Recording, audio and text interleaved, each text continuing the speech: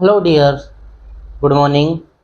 आज हम आपके लिए लेकर आए हैं जीआईटी सिस्टम का डिसऑर्डर, जिसके अंदर फर्स्ट डिसऑर्डर जो आपका है वो हम देखेंगे पेप्टिक अल्सर।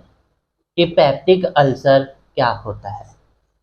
तो क्लास स्टार्ट करने से पहले हमारे चैनल को आप लाइक, शेयर एंड सब्सक्राइब जरूर कीजिए। इसी के साथ और इसी के साथ आज हम स्टार्ट करते हैं पेप्टिक अल्सर।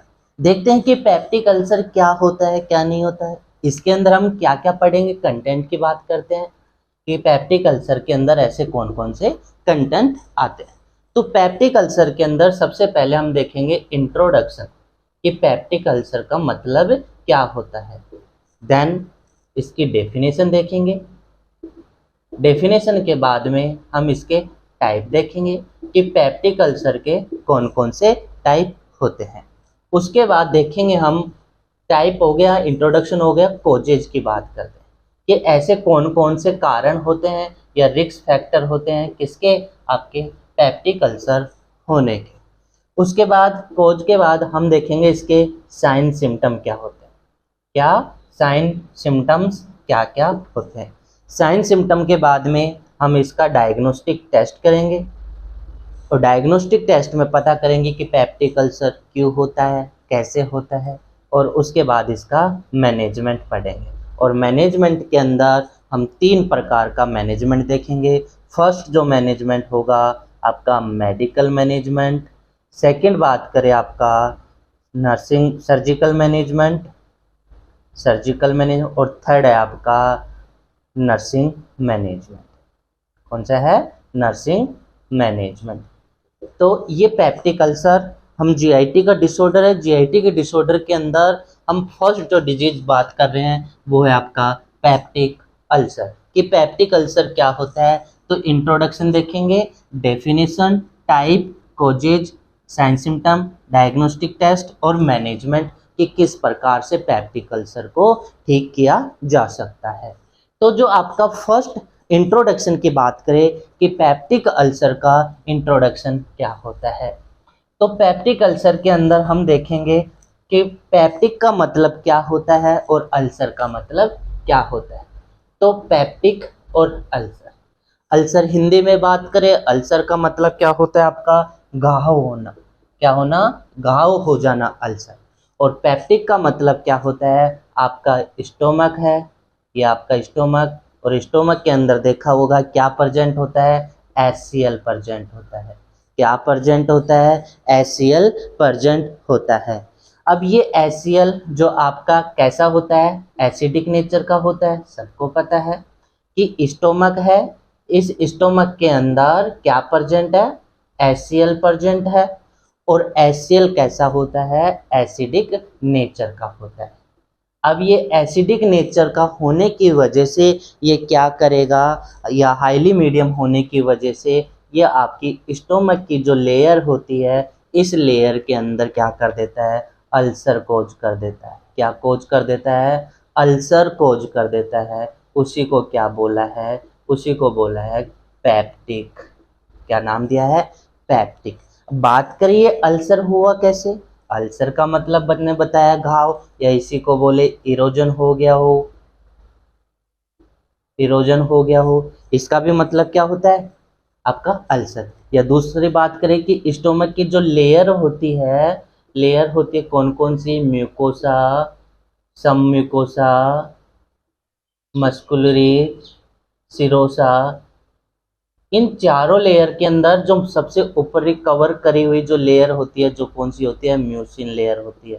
इस म्यूसिन लेयर का क्या हो जाना, डैमेज हो जाना। क्या हो जाना?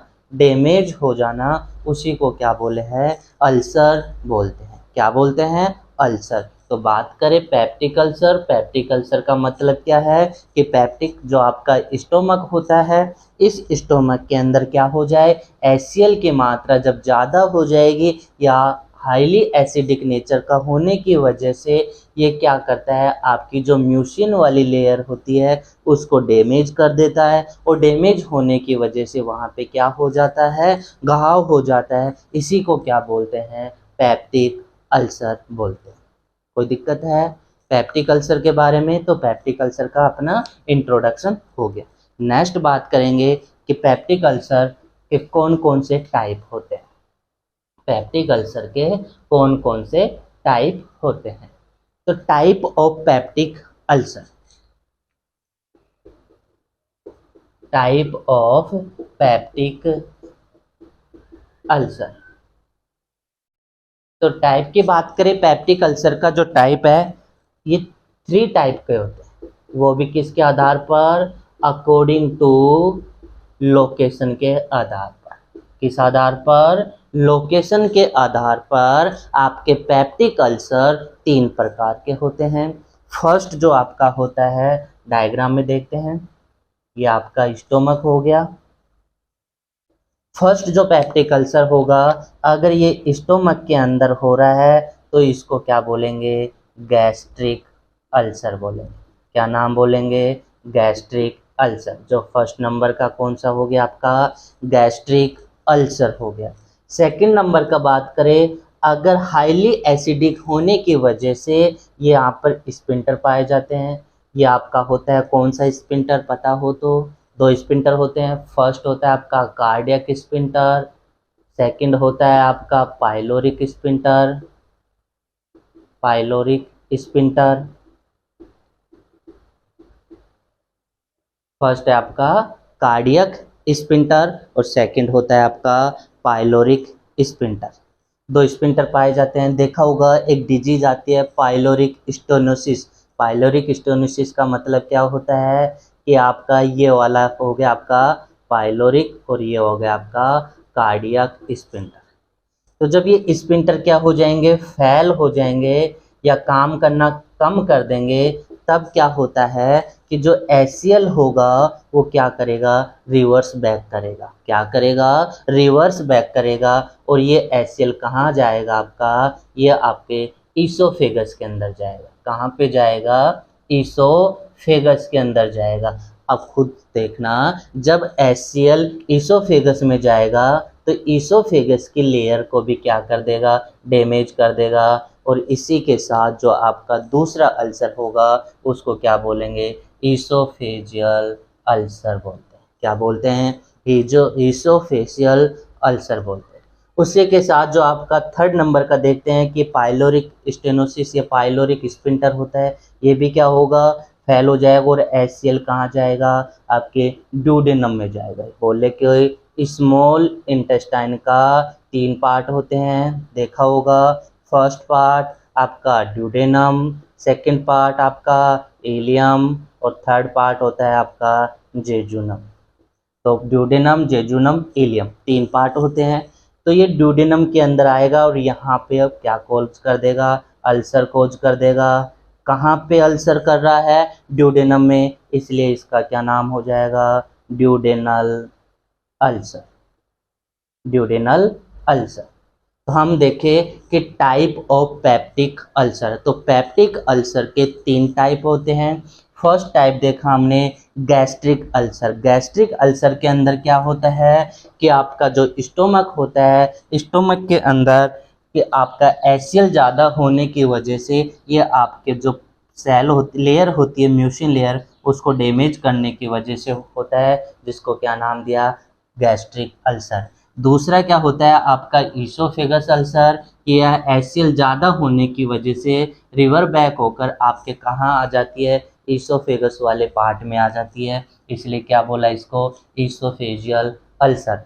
थर्ड नंबर का होता है कि ये एसियल आपके ड्यूडेनम पार्ट में आने की वजह से इसका क्या नाम पड़ गया, ड्यूडेनल अल्सर।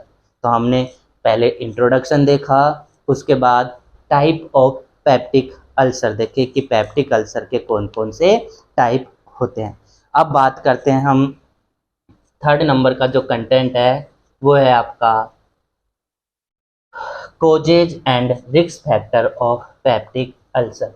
कि पेप्टिक अल्सर के क्या क्या कारण होते हैं, कि पेप्टिक अल्सर के कारण। तो बात करें एटियोलॉजी की, या इसी को क्या बोला जाता है, कोजेज बोला जाता है।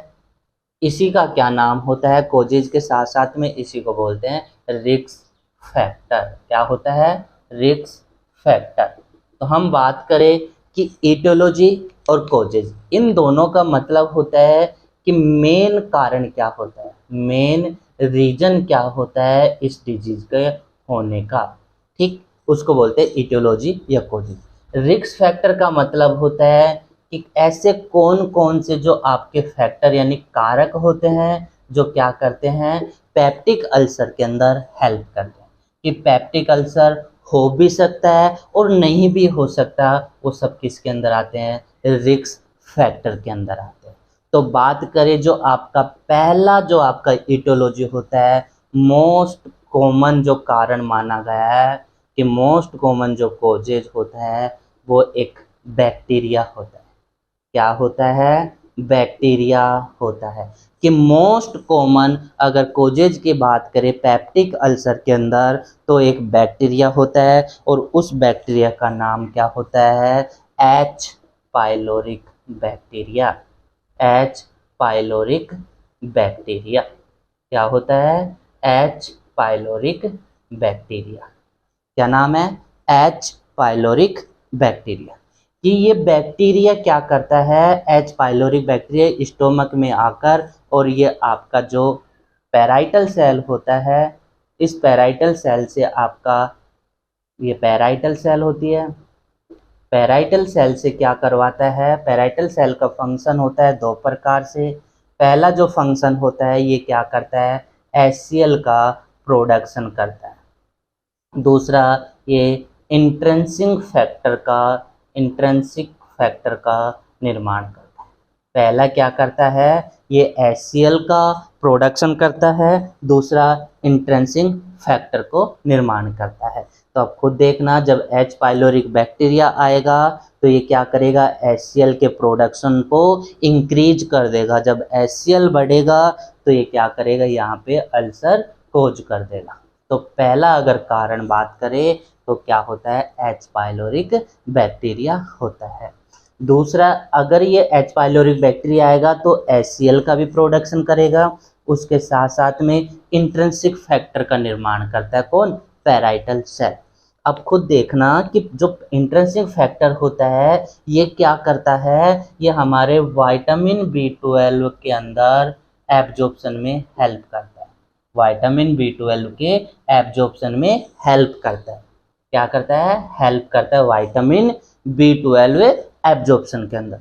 जब विटामिन B12 का एब्जॉर्प्शन करने में इंट्रिंसिक फैक्टर काम कर रहा है, अब क्या होगा कि एच पाइलोरिक बैक्टीरिया आएगा, ये पैराइटल सेल को क्या कर देगा, डैमेज कर देगा, जिसकी वजह से इंट्रिंसिक फैक्टर भी क्या हो जाएंगे, डैमेज हो जाएंगे। और डैमेज होंगे तो विटामिन B12 का एब्जॉर्प्शन नहीं होगा, और नहीं होगा तो ये क्या कोज कर देगा, ये कोज कर देगा पर्नीशियस एनीमिया। क्या कोज कर देगा, पर्नीशियस एनीमिया। कब कोज करेगा, जब ये एच पाइलोरिक बैक्टीरिया को मारने के लिए मेडिसिन लेंगे। कौन सी मेडिसिन, एंटीबायोटिक लेंगे, तब जाके ये कोज करेगा। एंटीबायोटिक लेंगे तब जाके ये कोज करेगा। तो फर्स्ट हमने देखा, पहला जो कारण है वो मोस्ट कॉमन कारण होता है आपका बैक्टीरिया। और बैक्टीरिया के अंदर बात करें तो कौन सा बैक्टीरिया, एच पाइलोरिक बैक्टीरिया होता है। अगला जो सेकंड कोज है वो कोज की बात करें हम तो सेकंड नंबर का कोज होगा excessive secretion of HCl। Excessive secretion of HCl, पहला एच पाइलोरिक, सेकंड नंबर का एक्सेसिव सिक्रेशन ऑफ HCl। कि HCl का ज़्यादा सिक्रेशन होने की वजह से भी क्या होगा, ये पेप्टिक अल्सर कोज हो सकता है। थर्ड नंबर का है डिक्रीज, थर्ड नंबर का है decrease secretion of mucin layer. Mucin layer का अगर डिक्रीज हो जाएगा सिक्रेशन तो खुद देखा होगा कि आपका स्टोमक होता है, स्टोमक के अंदर एक लेयर पाई जाती है जो किसकी होती है, म्यूसिन लेयर की होती है। जब ये डिक्रीज हो जाएगा तो जो HCl होगा ये आपकी लेयर के ऊपर आएगा और लेयर पर आने के बाद क्या कॉज कर देगा, अल्सर कॉज कर देगा। तो म्यूसिन लेयर का भी क्या हो जाना, डिक्रीज हो जाना, उसकी वजह से भी हो सकता है। फोर्थ नंबर का हो गया आपका फैमिली हिस्ट्री। फैमिली हिस्ट्री, और फैमिली हिस्ट्री के अंदर मोस्टली हम देखते हैं जेनेटिक, कि एक पीढ़ी से दूसरी पीढ़ी के अंदर भी क्या हो सकता है, पेप्टिक अल्सर हो सकता है। इसके अलावा हम बात करें ब्लड ग्रुप, ब्लड ग्रुप कि ब्लड ग्रुप ऐसे कौन कौन से व्यक्ति होते हैं जिनके अंदर पेप्टिक अल्सर देखने को मिल सकता है। तो एक ब्लड ग्रुप ओ और दूसरा ब्लड ग्रुप ए। ओ और ए दो व्यक्ति पाए जाते हैं जिनके अंदर सबसे ज़्यादा जो ब्लड ग्रुप ओ हो या ए हो, इन व्यक्ति के अंदर भी क्या देखने को मिलता है, पेप्टिक अल्सर देखने को मिलता है। ये हमारे क्या हो गए, कोजेज हो गए। इसके अलावा और कोजेज देखें तो हम देखें 6 नंबर का excessive use of gastric substance,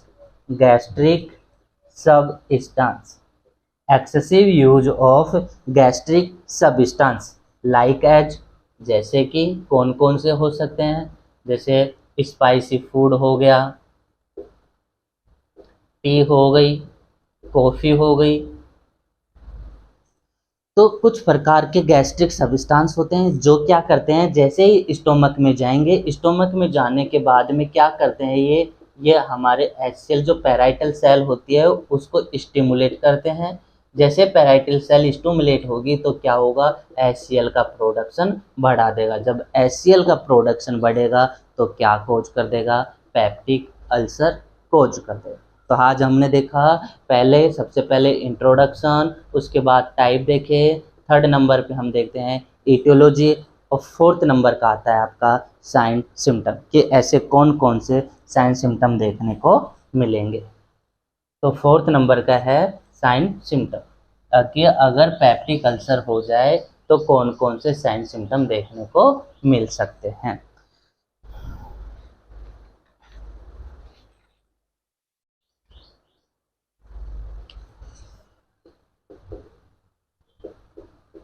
first जो साइन सिम्टम होगा वो होगा पेन।